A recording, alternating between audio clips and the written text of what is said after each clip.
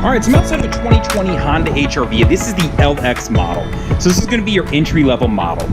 So to start you off, to give you an idea, it does have 6 airbags in the car. So you're looking at a 5-star overall crash rating for this vehicle.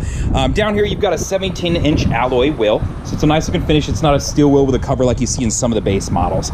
Now coming around to the front, you do have LED daytime running lights and then your standard halogen beam headlights. You won't find fog lights on this vehicle. That would be a model up above. And when we go on the test drive, I'm actually going to tell you what you get going up a model and if it's worth it. So just keep that in mind as we go here. We've got a chromed out grille on the front. As we're up here, I'm just going to point out your standard view here so you can see kind of what the front end looks like and get a good view on this, and then we'll do a profile view here momentarily. Now coming around to the sides, I just want to point out it does have body colored mirrors and body colored door handles. So unlike some of the other base models you'd find with Honda, these aren't black, these are breakaway, so no worries if you bump them or anything, they're not going to break off. As we move around, I'll point out it is a cloth interior, and I just want you to get a chance to see that interior right there, and we'll go over it. It's kind of a neoprene finish, so it's nice. It builds and dews water off pretty easy, so it's nice from that standpoint. Now moving to the back seat, you got your handles up high here, and they're kind of contoured in, so it's kind of a nice look. I've got one of the seats flipped down right here right now, and I'll pop up in the back here in just a moment, but I just wanted you to see that you do have some options here. Now, one of the coolest things about the HR-V also lives in the Honda Fit. So I have my seats folded down. I can also fold them up. So I can take these seats all the way up and I can lock them into place by throwing this piece down, and that'll hold them up. So if I needed to move like a bicycle, potted plants, a TV, I've got a lot of cubic space to work with where I could just slide a bicycle in. Now down here on the floorboard, you're gonna see your carpeted floor mats that come standard with the car, so that isn't something you have to pay extra for. You've got some speakers on the sides of your doors right here, and then I won't point out, you do have a power outlet down here too, so just be aware that that is in the back along with the front also. So moving around to the back of the car. Let's pop open this trunk and kind of give you an idea for some spacing. This isn't too far off from your CR-V, believe it or not. So if you're looking at this and the CR-V and thinking, hey, is it worth it to spend that extra money? You might have enough cubic space. So as you can see right here, I've got a good amount of space I can work with. I will tell you the CR-V is gonna bring this wheel well out, so you're gonna have a little bit more space there. And then the depth-wise is about this right here. It's the bumper's width. So that's what you're getting as far as a CR-V if you're thinking going up. The one thing you can't do in the CR-V is fold those seats up that you just saw. Now I'm gonna throw these down so you can see kind of what spacing you're working with. What I really like about this car is that this goes really flat. So when I got this down, it's not a big slope up where you'll find in a lot of vehicles. So I've got a good amount of space to work with here. If you were a 6-footer like me and camping went bad, you could sleep diagonally here, or you could sleep sideways with 2 people, but you'd probably have to bend your legs a little bit. So just be aware of that in case you're thinking, hey, this might turn into a, a vehicle that I take out for fun. So that is the back of the car. While we're here, I'll point out you do have a backup camera right there, so just so you can see where it's at, and then I'll show you how it works here momentarily. You've got a windshield wiper on the back here and then privacy tinted glass. Now, as we move around, I will talk about the engine. It's a 1.8 liter engine, 4-cylinder with a CVT. That 1.8 liter is what came in the Civic a generation ago. So just so you know, it's 141 horsepower. So I'm gonna kind of run you through some of this stuff, and this way you can pause on it too. The CVT transmission that's in every 4-cylinder, 4-disc brakes, and then the McPherson front suspension and all that. So a lot of this is standard in all of our cars. 6 airbags, a 4-speaker system. If you're looking for something bigger, you need to climb models. And then it has an LCD screen that's 5 inches.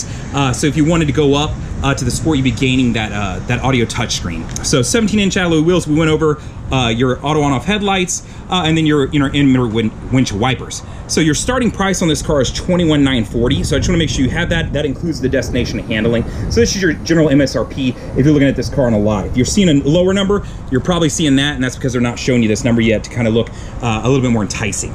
Now, up here you can see your gas mileage, so 28 in the city and 34 on the highway. That's your combined right there. And then your 5-star crash rating is right here. So I just like to make sure you can see this stuff. You can pause on it anytime, and that way if there's something you want to know more about, you absolutely can learn about it.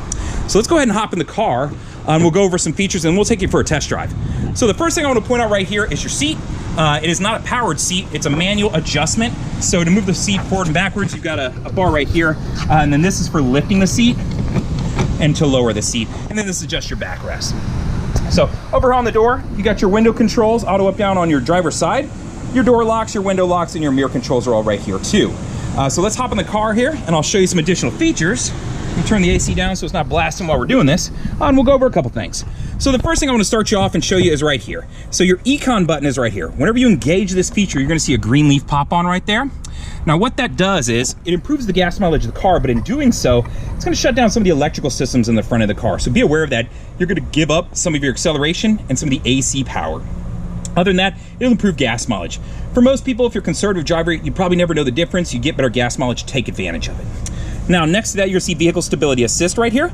That works with your traction control. So in the event that you go into a skid, it'll transfer power to whichever wheel is getting better traction to help correct that. This is always on and running unless I press and hold, and then it'll turn off, and you'll see if I can get up in there to show you that little warning system right there. So let me turn it back off, and now it's on. So the next one is your tire pressure monitoring light. So this is to reset it in case it went off. That's what this is for right here. Down here, I'll just point out that you do have a pop for your gas, and then you got one down here for your hood. So they're right here, easy to access, and you just pull them towards yourself. So coming up here onto the steering wheel, the source button is going to change as far as your audio options. So whether you have USB, Bluetooth, AM, FM, that sort of thing, that'll jump over here. So if I turn this on, I'll start toggling through the source button. You'll see it. Right now I've just got AM and FM because I don't have a CD running, which, by the way, this is probably one of the last vehicles you'll ever see that has a CD player in it for Honda. And then I don't have like a USB or Bluetooth connected up right now. So that's what's going on with the source button. Now this will jump between your favorite stations. So if I'm jumping around, you know, it'll just toggle across for me so you can see it doing it. So easy to understand. And then your volume controls are the plus and minus. Now below that, you've got your Bluetooth controls, and these are triggers that you're gonna pull towards you. So you're gonna have your hand down here and just pull up. So to answer a call, to hang up a call or go back, and then your voice command button right here. Now moving over to the right side of the steering wheel, I've got your cruise control. So just a classic cruise setup. So turn on my cruise and you'll see the cruise main light come on in there, just letting you know it's active and ready to be set. And then you can set it, cancel, resume. So easy to understand, very classic, or I'd say vanilla setup on this. It's not a lot going on. Over here, you've got your lights.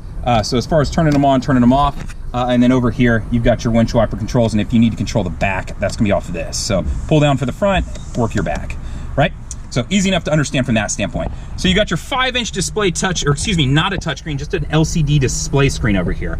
So as far as radio, you can jump between FM, AM, 1 and 2, and then media, USB, Bluetooth, CD, that sort of thing. So easy to understand. If you're looking for a point A to point B car, you're not very tech savvy, this is probably a good vehicle for you. And then accessing Bluetooth off the button over here. So not a lot going on here. If you've never connected up a phone, this is how you would do it. I would just toggle down to yes, hit yes, turn on my Bluetooth, hit okay, and it would search for it, right?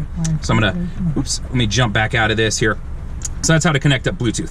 Now, if you're looking to connect a second or third or fourth phone, you're gonna wanna go into the settings, and then from here you can scroll down to settings, and go to Bluetooth, add a new device, same thing. So not hard to do. I just wanna make sure you're understanding how to do that in case you need to ask spouse's phone, kid's phone, whoever, maybe your work phone, I don't know.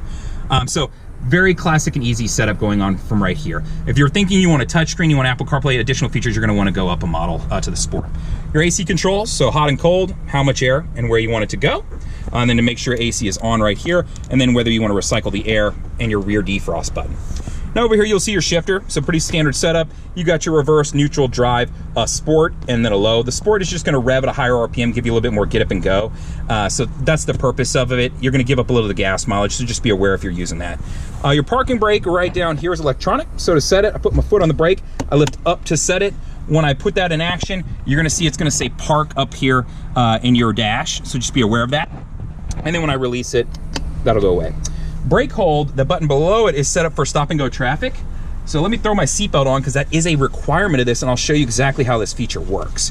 So what brake hold does is if I'm in drive, so I'm gonna put the car in drive, and I put the brake hold button on, so I'm gonna press this, you're gonna see brake hold appear up here, and then it's gonna say hold underneath. It's holding, meaning that it's holding the brake for me while the car's in drive. So what that means is I can release my foot from the brake while the car is in drive and the car's not moving. The minute I touch the gas, so let me close my door here, I'll touch the gas, it'll let me move forward. When I come to a complete stop again, it'll then put the hold back on, and now while the car's in drive, it'll hold the brake for me. This is great for stop and go traffic, so that's really what the function of this is. A lot of people use it to do drive-throughs, but just be aware if you take your seatbelt off, it disengages this feature. But don't worry, on the off chance that I do that, what it's gonna do is if I take my seatbelt off, it's gonna immediately apply my emergency brake to prevent the car from rolling forward. So that way I don't roll into somebody in front of me. So that's brake hold, and that's how it works, and the safety feature is built in for it. So just be aware of that. Let me shift the car to park. While we're here, I just want to talk about reverse and of course the backup camera. So let me flip over to that and show you. Your backup camera has 3 different views on this. So I really like this backup camera. The display's a little bit small for what I like, but it's still very usable, very clear and defined. So I've got 3 views. I've got a wide angle view, giving me 170 degrees, just a standard backup camera right here, and then one aimed straight down. So this dotted line is where my hatch is gonna open to. So if you're backing up to your garage, you wanna make sure you leave enough space for that in case it's raining. And then this solid line is for a parallel parking. So that way if I was backing up to another car and I wanna leave enough space, I wanna make sure that car is on the other side of this solid line. And those same 2 lines are here and here. So just so you can see them. So the backup camera is really helpful, really usable. And it helps just because this is what you're looking out the back. So it's not the hugest window out the back. It's still very visible and very usable as far as looking back behind you. But it's really nice to know that if you're backing up to something, you can use these different views, right? So that is your backup camera. Now, it has one of the coolest little center console setups that I've seen, and I really like it because if you have a larger drink, you can push down and make it a deeper well, and if not, you can use the shallow wells. So they do some really cool things as far as being able to, you know, create these, add them back, do different things, and there's a button on the inside here. Let me push that, and it makes it shallow again. So just a cool little setup that they have going on here. And then I do have you know, some additional storage back here with a little clip. You can see that I can do that. And then it does slide forward. So if you're one of those smaller people who has to slide your seat way forward, know that you can slide your armrest forward too to give yourself that additional space. As I mentioned, it's a cloth interior. You're always gonna have a dark floorboard and a dark side right here. The color interior is gonna be here and here that you're gonna see as far as the change. For most of these cars, it's gonna be black or maybe gray depending on the color, but just so you're aware of what the color options are. Other than that, you know, it's your normal new car stuff, mirrors, you know, map lighting on your mirror setup. So I don't think much explanation needs to go for that. So let's go for a test drive, talk about the model above this, and just give you an idea for, you know, hey, road noise, speed up to, you know, getting up to speed as far as hopping on the highway and things like that. So we're gonna do that here next.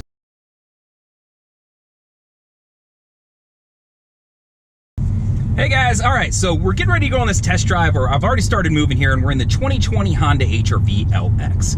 So it's using a 1.8 liter 4-cylinder engine. This is what was in the previous generation Civic, so pretty good engine, not a ton of power, it's 141 horsepower, but for the weight and the size of this car, it works pretty well. This is kind of one of those good options if you're looking for a car that's similar to a Civic, but I want additional storage, and I want it to sit a little higher. So I'm gonna gas it real good here. You're probably gonna hear that CVT rev way up, and we're up to 50, and now we're up to 60. So it'll get you moving just fine. I did that with the Econ button on, so that was taking away from some of my my power in the vehicle. So, you know, I'll try it again here momentarily, but I just want you to know kind of what to expect when you're getting into this car. Now, as far as visibility in this car, it is very similar to the Fit because that's the platform it is based off of. So I've actually got a good amount of visibility from my left to my right looking around. So for that reason, I really do like this car.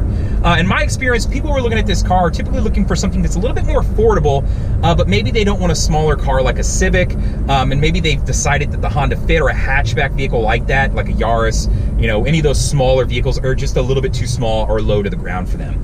So where this comes into play for a lot of people is it sits a little bit higher, and it's about the size, but it gives you more cubic volume space. So if you're the kind of person who's loading up to go camping, or you've got, you know, musical equipment to throw in the back, this car makes a lot of sense for those people. So I'm sure you can fill in the blank with what it may apply to you. Now, if you're thinking that, hey, you know, I want to be able to use a touchscreen and I want to have integration there with my phone, this wouldn't be the model for you. You're going to want to climb models. So to give you an idea, if I'm going from this LX version that we're in right now, this starts at 21 and some change, almost 22. If I want to jump a couple grand up, I could get the Sport. Now, if I move up to the Sport, what am I getting? Exterior wise, you're getting a larger wheel on the outside. So a 1-inch larger wheel, you're going to an 18-inch wheel. You're getting fog lights on the car, and then you are getting roof rails on the car. So if you're thinking you're going to put a rack on it and load anything up there, you know, whether it be a paddleboard, you know, or a kayak, something of that nature, maybe that makes sense to you because just adding those from Honda alone, it can be expensive to add the roof rails on, and it's not a very easy job to do. So I don't know that I would recommend doing that one by yourself. Not saying you can't do it, you can't find an aftermarket part, but if you're thinking you want those items anyway, maybe it just makes sense to make that jump and already have it built onto the car and covered by a warranty. Now, with that said, that's the exterior differences. Now, if we're talking interior differences, then we're talking about the touchscreen in the car and a couple USB ports. Now, those two are kind of tied together because the touchscreen is going to be set up with Apple CarPlay and Android Auto. What's fantastic about that is I can plug my phone into the USB and then be able to access my music, my messages, and my mapping system. So whether I use Google Maps, I use Waze, I use Apple Maps, depending on if you're an Apple user or an Android-based user, you're going to have options to almost all of these. Now, what's really cool about that is that the mapping system's always updated on your phone, doesn't cost you a single dollar. The only thing you're using is your data plan. Now, I find that a lot of people I know either have a massive data plan or almost everyone I know has unlimited data, so that doesn't really play a role for them other than I've got to plug my phone in. Is that a big deal? Not for most people, only because I'm going to get in and plug my phone in anyway to have it charging while I'm heading down the road. Or I was going to plug my phone in because that's how I listen to my music, right? So for that sake, I really do think the Sport is the better buy of the two if those things are necessary to you. So if you're thinking, hey, I need roof rails, I want fog lights, I like the idea of a larger wheel to look a little bit sportier, and then of course I want Apple CarPlay or Android Auto, well then the Sport would make more sense for you to look at. And I've got a video on that vehicle if you want to check it out. I'll actually try to put it right up here in the corner of the video so that you can click on that if you want to jump over to that one and kind of check out the vehicle and get a feel for it. But if you're thinking, I just need a point A to point B vehicle, maybe this is something for my kid, or maybe it's just something for me and I don't want a lot of tech in the car because I don't want to have to figure it out, well, this is a fantastic vehicle. You're getting a safe vehicle. It's a 5-star overall crash rating. You've got 6 airbags in the car, so 2 front, 2 side, and 2 full curtain, and those have rollover sensors, so if I start to roll over, it'll open those to help protect me. And then you also have a setup where it's a connectivity through your phone to where when you prompt and connect your first phone, it's going to ask you, would you like to set it up? And it's defying me the name of it right now. I'll remember here in a second. But what it allows you to do is, in the event that you get in an accident, Honda can call down to your car, and this is assuming you've gotten a wreck and your airbags deploy. If you don't answer, they can then call 911 and send somebody out to meet you. So it's kind of cool because it'll GPS locate your car, and they already will have the year, the make, the model, and the VIN. So that way, if it's harder to find you or there's a lot of cars on the road, they'll be able to spot you and find you quickly. So it's a fantastic feature. It's 100% free. It comes on every single Honda, and that's Honda Link. That's the name of it. I was struggling there for a second. So just be aware of that. It's definitely something worth taking advantage of as far as a free safety feature. Now, if you're moving up to the Sport, you're going to get that additionally too. It's not until you get into the higher trims where they offer some different things, and that's usually in your touring models of all of my vehicles. But if you're curious to learn more about that, you can go to HondaLink.com and check out the webpage, and they'll go over some of those details with you. Now, with that said, I'd just like to talk about the car a little bit more and whether you think it should be the model for you. Road noise. So in this car, I will say it's a little bit louder. You're sitting a little bit higher off the ground, and it's not like it has a deep tread or anything on it, but there is some road noise to this vehicle. Mind you, this is based off the platform of the Fit, which is the most affordable vehicle and probably has the most road noise because it is one of the lightest and smallest wheelbases. So in that sense, if I was taking a super long road trip, would this be the most enjoyable? Maybe not. It's not, terrible, but it is a little bit louder in the car than if you were in like a Civic or a CR-V or definitely an Accord. So just be aware of that when you're on your test drive. Pay attention. If you needed to make a phone call or have a conversation with a friend in the car, would it be an issue? Absolutely not. But if I was on a 13-hour road trip, that hum to the road and that might get a little bit to me. It kind of depends on the person. I'm somebody who's owned a Civic and drives a Jeep that's super loud, so I can appreciate it and it's not a big deal. But if that's something that you've noticed in your current car, I would be aware of that looking into this car. As far as power and getting up to speed, I showed you earlier, I could get up to 50, 60 in a matter of a couple seconds. So as far as gassing it to get on the highway like I'm doing right now, I can easily, get up another 15, 20 miles an hour pretty quickly and get on the road and get moving. So I don't think there's any concerns there. Outside of that, I think it's a fantastic vehicle. The price point compared to some of the competition out there, you're going to find that it's a little bit more expensive than others and it's a little bit cheaper than others. So it lands right in the middle of where it should be. But for what you're getting as far as a Honda, a reliable car, some of the features in the vehicle, I think you're going to find that it's a little bit nicer, and a little bit more substantial of a car than some of the other options out there. The easiest way to tell that is, I say, when you're looking at new cars, open the door and shut it and just kind of listen for that sound. See how flimsy the door feels, and when you hear that sound of it closing, you can kind of get a good feel for how well a car is put together. I would say, just if you're looking at other cars, compare that and look. Other cars that this would compete with would be like the Toyota CHR, which came out a little bit after this car, and you can kind of tell there's some strong closeness in the lettering there. The Mazda, I think 3, or is it 5, I think, would be comparable to this. Nissan, I don't know, offers something this small. So I would have to look into that. Maybe it would have been the Juke. I think they've renamed it something else now. So there is some comparables out there. Jeep makes the Renegade. So if you want to look at those, absolutely do so. But I think that you'll find that Honda offers a really good vehicle. My only complaints about the LX, it doesn't offer Honda Sensing, which you'll find like if you're in a Civic or in some other vehicles, start at the base model. I'm not a big fan of that. I would like to see it land in all of the vehicles. It doesn't have the touchscreen with Apple CarPlay and Android Auto, but you'll find in Honda, those are always going to land in that next model up from the base.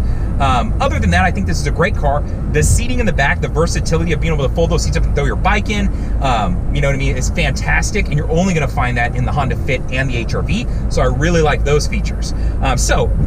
In synopsis, if you're looking for a point A to point B car, you need a little bit of storage room and you want to sit a little bit higher off the ground, this is a great car to be in. If you don't need to be sitting a little bit higher off the ground, I'd probably recommend a Civic. Starts around the same price point, and you could get the Honda Sense safety features, so Honda Sensing safety features. So I might go that route if I don't want to be sitting up higher. But if you need the cubic space and you want to sit a little bit higher, the HR-V is a fantastic vehicle. So that's my thoughts. If you have any questions, please do give me a call, give me a text, give me an email. My cell number is 737-443-9555. Don't be afraid to give me a call or text. I'll usually answer. Or you can shoot me an email if you're afraid of the phone, jf_1064@yahoo. Or comment on the YouTube video. While I've said that, I'd be more than happy to help and answer your questions, but I have a couple favors to ask of you. 1, please subscribe. 2, I hope that you'll like my video. And 3, leave a comment. If you like it, if you don't like it, that's okay. Let me know what your thoughts are. If you feel like I left something out, let me know that too. Or if you'd like to see me make a video on something, whether it be a whole car or just a portion of a car, let me know. I'd be more than happy to do it. I'm always looking for fresh content. Other than that, just want to say thank you again, and we'll talk to you soon. Bye, guys.